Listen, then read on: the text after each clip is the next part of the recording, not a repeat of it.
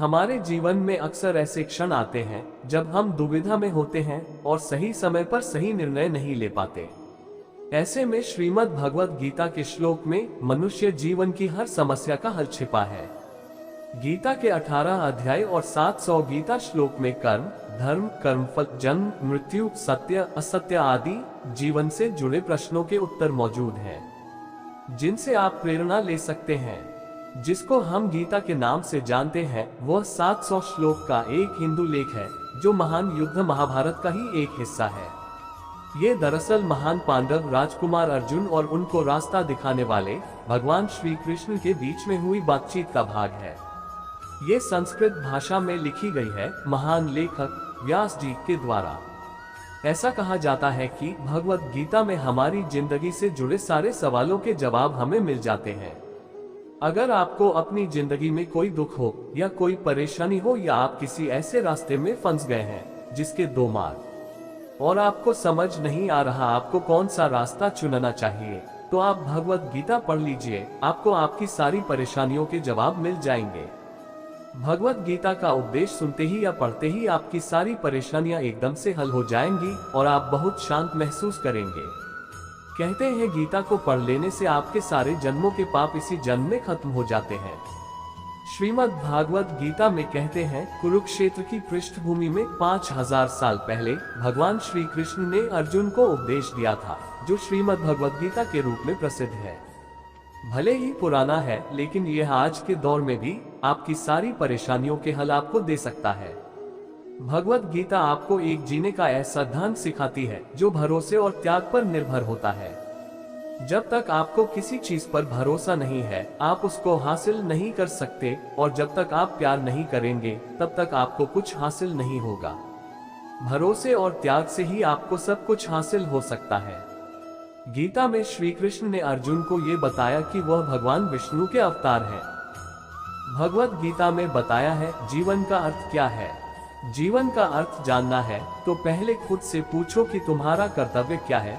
जो तुम्हारा कर्तव्य है उसे अपने पूरे दिल से निभाओ, और तुम्हारा कर्तव्य एक ऐसी चीज होनी चाहिए जो तुम्हें करना बहुत पसंद हो, तभी तुम खुश रह पाओगे, और जो तुम्हारे आसपास है वह भी खुश रह पाएंगे।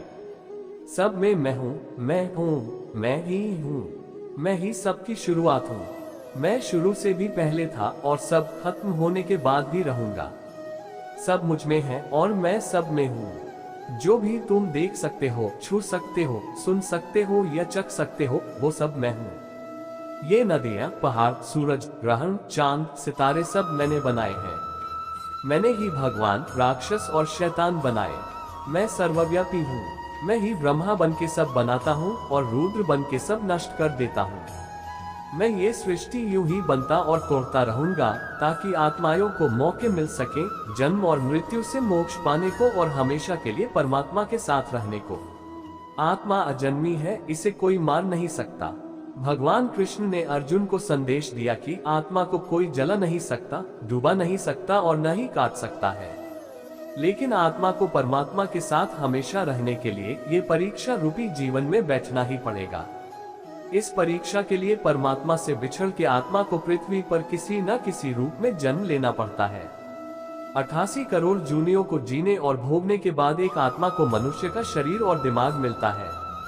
हर आत्मा को अपने अंदर के तामसिक और राजसिक अवगुणों से निकल के सात्विक जीवन में प्रवेश करने के मौके मिलते हैं। हमारे तामसिक गुण वो हैं जो हमारे अंदर हीन भावना पैदा करके हमें खुद को उदास और नुकसान पहुंचाते हैं। हमारे राजसिक गुण हमें लालची और ईर्ष्यालु बना के दूसरों के प्रति नुकसान पहुंचा सकते हैं। इस जीवन की परीक्षा में सबको अपने तामसिक और राजसिक गुणों को परित्याग करके अपने सात्विक गुणों से परिचित होना पड़ेगा। सात्विक गुण वो हैं जो आत्मा को अपने आसपास की हर चीज से जोड़े और उन्हें प्यार करना सिखाए। धर्म वही है जो धारण किया हुआ है जिसे आपका दिल मानता है, जैसे झूठ नहीं बोलना, चोरी नहीं करनी, भगवान का निरादर नहीं करना, दूसरों को नुकसान नहीं देना। हर आत्मा को अपने जीवन काल में हर समय धर्म का पालन करना होगा और धर्म की रक्षा करनी होगी। हर मनुष्य के अंदर काम, क्रोध, लोभ, मोह, अहंकार और ईर्ष्या जैसी भावनाएं हमें अपने और दूसरों के प्रति नुकसान पहुंचा सकती हैं।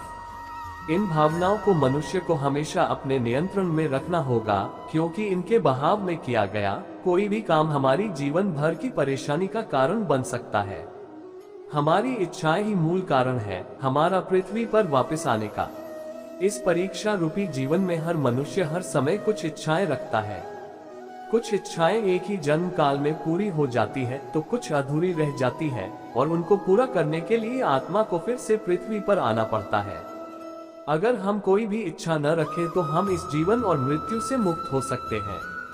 तुम खाली हाथ आए थे और तुम खाली हाथ चले जाओगे। परीक्षा का समय खत्म होते ही आत्मा शरीर और अन्य सब वस्तुओं का त्याग कर देती है। जो भी संसार में रहकर बनाया वो अब किसी और का होगा, और आत्मा अपने कर्मों के फैसले के लिए चली जाती है। अपने अच्छे कर्मों के लिए आत्मा कुछ समय के लिए स्वर्ग और बुरे कर्मों के लिए नरक में चली जाती है। हर जन्म में अपने कई जन्मों के हिसाब से हर आत्मा को कभी अच्छे और कभी बुरे हालातों से जाना पड़ता है। लेकिन जब तक आत्मा परमात्मा के साथ योग को नहीं समझ लेती, वो मुक्ति नहीं पा सकती। शिक्षा और ज्ञान उसी को मिलता है जिसमें जिज्ञासा होती है। अगर आप किसी का आदर करते हो और विनम्रता से उससे सवाल पूछते हो तो आपको ज्ञान मिलता है। ज्ञान लेने के लिए सबसे जरूरी है सवाल पूछना। जब तक सवाल नहीं पूछोगे तब तक कोई ज्ञान नहीं देगा। किताबों में लिखी और सुनी बातों पर भी तर्क करना जरूरी है।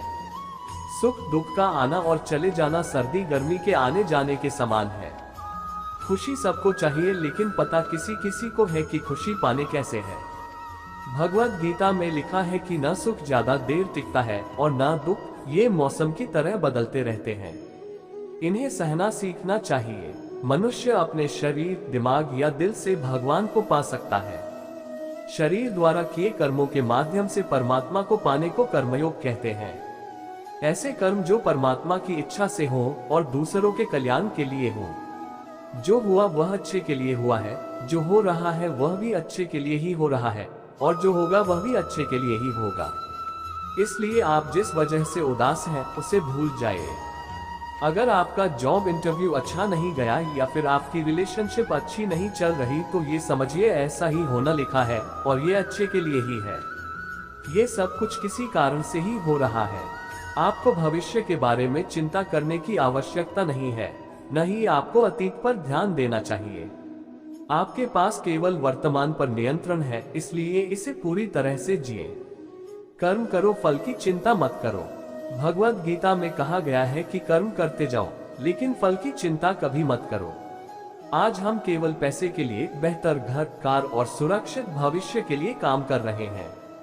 अगर हमें भविष्य में ऐसा नहीं मिलता तो दुख होना लाजमी है। इसलिए काम करते रहें और बदले में कुछ भी उम्मीद न करें। जो लोग दिमाग को नियंत्रित नहीं करते, वह उनके लिए एक दुश्मन की तरह काम करता है।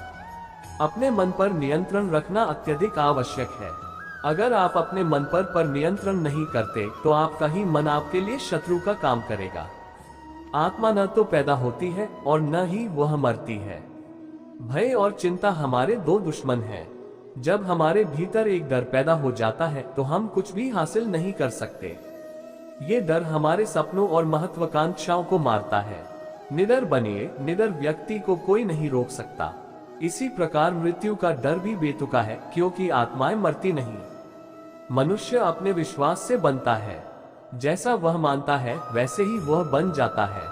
आपकी जिंदगी में चाहे कैसा भी समय चल रहा है, आपको हमेशा खुद पर विश्वास रखने चाहिए। समय कितना भी बुरा हो, अगर आपको अपने ऊपर विश्वास है तो वो बाधा भी दूर हो जाएगी। जो लोग दिमाग को नियंत्रित नहीं करते, वह उनके लिए एक दुश्मन की तरह काम करता है। सबसे ज्यादा कठिन है अपने मन को नियंत्रित करना। ये मन बहुत चंचल है। अगर आपका अपने मन पर नियंत्रण है तो आपका अपने ऊपर नियंत्रण है।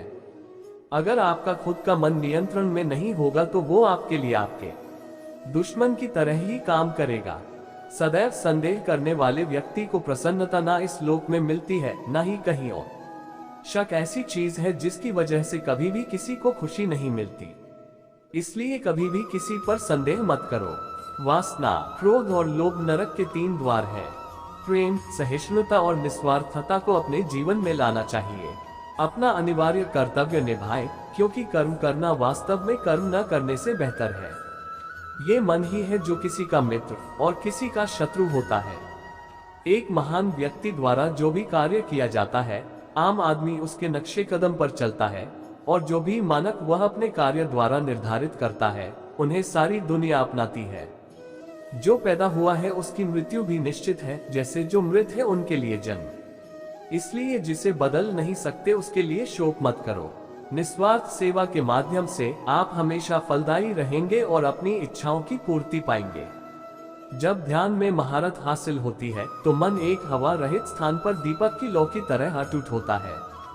हमें अपने लक्ष्य से बाधाओं ने नहीं, बल्कि एक ऐसे आसान रास्ते ने रोका है जिस पर कोई लक्ष्य ही नहीं। जिन्होंने आपके साथ बुरा किया उनको माफ करके और जिनका आपने बुरा किया उनसे माफी मांग के मुक्ति पाई जा सकती है। जब तक आत्मा इन चारों दरवाजों धर्म, काम, अर्थ और मोक्ष को समझ नहीं लेती, तब तक आत्मा को बार बार इस मनुष्य रूप में आना ही पड़ेगा। भगवत गीता में एक बहुत अच्छी सीख दी गई है। इसमें बताया गया है कि जो होता है अच्छे के लिए होता है, और जो हुआ है वह भी अच्छे के लिए ही हुआ है, और जो होने वाला है वह भी अच्छे के लिए ही होगा। बिना कारण इस दुनिया में कोई भी चीज नहीं होती है। हर चीज का एक कारण होता है, और जो भी कारण होता है वह हमेशा हमारे अच्छे के लिए ही होता है। इसमें यह भी बोला कि आप रोते क्यों हैं? क्या आपने कुछ खोया है? आप कुछ खो ही नहीं सकते, क्योंकि आप अपने संग इस दुनिया में ऐसा कुछ लाते ही नहीं है जो आप खो दें। आज आपके पास जो भी है वह सब भगवान का दिया है, और आप जो भी ग्रहण करेंगे वह भी भगवान का ही होगा, और आप उसे भगवान को समर्पित कर देंगे। आप इस धरती पर खाली हाथ आए थे और खाली हाथ ही जाएंगे, तो फिर किस बात के शिकवे गिले। भगवत गीता में ऐसी और भी बहुत अच्छी सीख दी गई है जिंदगी जीने के लिए। यह मानना महान वैज्ञानिक और आविष्कार एल्बर्ट आइंस्टीन का भी है। यदि आप भगवत गीता पढ़ते हैं तो आपका मन बहुत शांत हो जाएगा और आप अपने जीवन को सफल और सुखी तरीके से जी पाएंगे। हम उम्मीद करते हैं आपको इस वीडियो में दिए गए भगवत गीता से कुछ प्रेरणा मिलेगी। आप भ्रम की स्थिति से बाहर निकलेंगे और अपन जीवन में बेहतर निर्णय ले सकेंगे। इन भगवत गीता कोट्स को अपने दोस्तों और चाहने वालों के साथ भी साझा करें, ताकि उनकी मुश्किलों का भी हल हो सके। धन्यवाद।